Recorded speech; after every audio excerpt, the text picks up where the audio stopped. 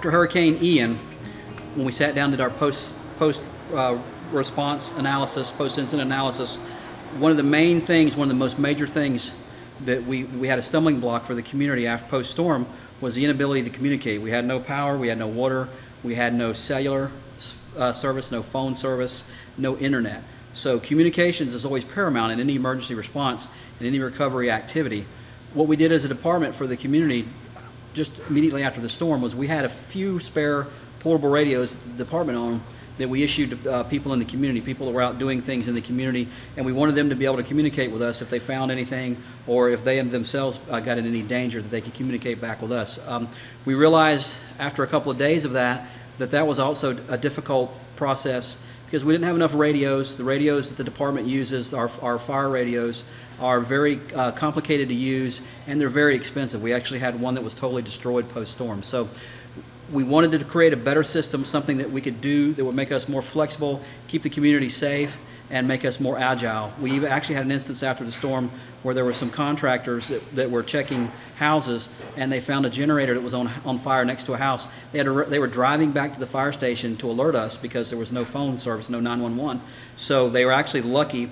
They ran into one of our fire department apparatuses that was actually headed out doing some search and rescue. So they were actually able to hail them, and we kept a small fire instead of something big. So we knew we had to do something. We had to figure out something. So we lost the cell tower, and we decided that when they put the new tower up, when they constructed the new tower, the company that built the tower was gracious enough to give us space on the tower. So we have antenna space on the tower. And that created our auxiliary communications radio system for the island, for the district. So we have antennas there. We also work with SEA, which is contractors and consultants, and they actually build out more of a radio system.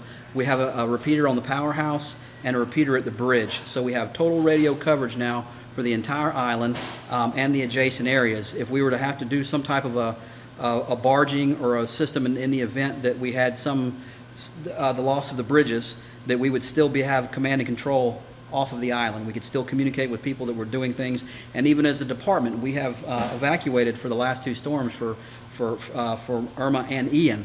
So we had always deemed the public's off island as a rally point for our oncoming units, and we wanted to because we don't want those folks, our guys, our staff, to just come back on the island without having any kind of recon. So they would go there.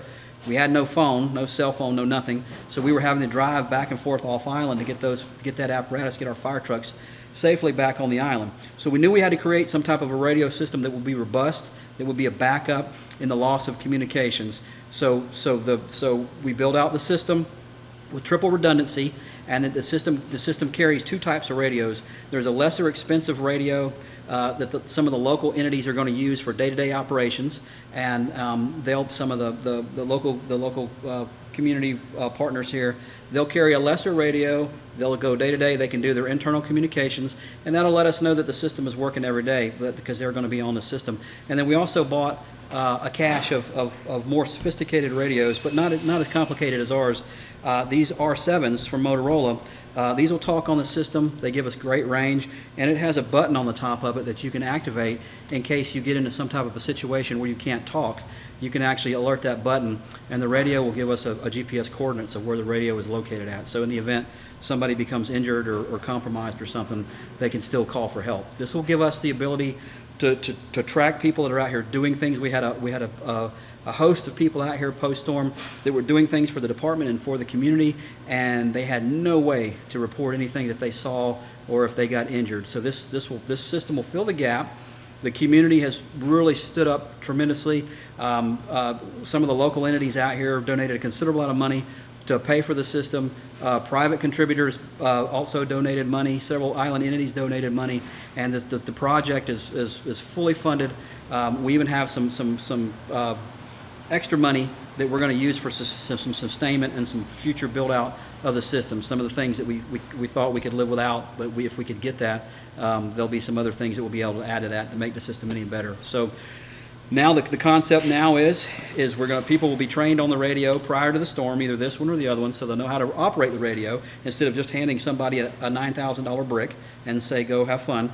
We'll be able to train people that are going to be using the radios prior to a storm. The cache of radios will be distributed pre-storm.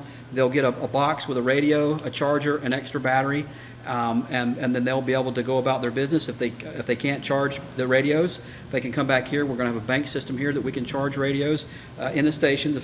Obviously the station's fully generated, so we'll be able to do that, and we'll also be able to exchange information and things of that nature. So this will make us safer. This will make us more agile, and all of the community partners that didn't have the ability to communicate from the last storm will certainly have an opportunity to communicate now. This doesn't take the place of 911. Our normal radios, our normal communication systems on sunny days we'll continue to use.